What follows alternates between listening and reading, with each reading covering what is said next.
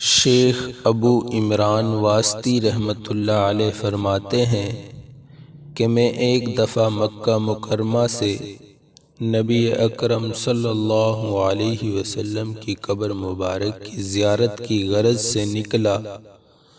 راستے میں اتنی شدید پیاس لگی کہ میں اپنی زندگی سے نا امید ہو گیا اور شجر ام الغیان یعنی کیکر کے درخت کے نیچے بیٹھ کر موت کا انتظار کرنے لگا۔ اتنے میں ایک فارس شاہ سوار آئے۔ وہ ایک سبز رنگ کے گھوڑے پر سوار تھے۔ ان کا لباس، زین اور لگام وغیرہ دیگر سب چیزیں سبز تھیں۔ ان کے ہاتھ میں سبز رنگ کا ایک پیالہ تھا جس میں سبز رنگ کا پانی تھا۔ اس نے وہ پیالہ مجھے دے کر کہا، اشرب، پی لیں۔ فرماتے ہیں کہ میں نے 3 سانسوں سے خوب پیٹ بھر کر پیا مگر وہ پانی کم نہ ہوا۔ پھر انہوں نے مجھ سے پوچھا کہ کہاں جانے کا ارادہ ہے؟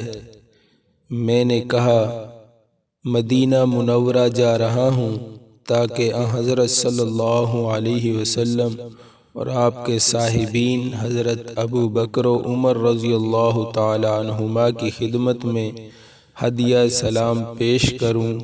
یہ سن کر انہوں نے فرمایا کہ جب آپ مدینہ منورہ پہنچ جائیں اور حضرت صلی اللہ علیہ وسلم اور آپ کے صاحبین ابو بکر و عمر کی خدمت میں زیارت و سلام کے لیے حاضر ہوں تو میری طرف سے بھی یہ عرض کر دینا کہ جنتی فرشتوں کا سردار رضوان نامی فرشتہ آپ تینوں کی خدمت میں سلام پیش کرتا ہے۔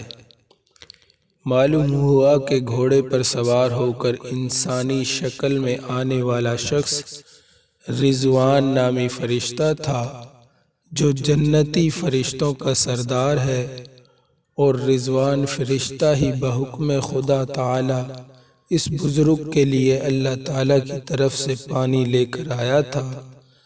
گاہے گاہے اللہ تعالی اپنے بندوں کی غیب سے اس طرح فرشتوں کے ذریعے مدد فرماتے ہیں اور رزق حلال عطا فرماتے ہیں۔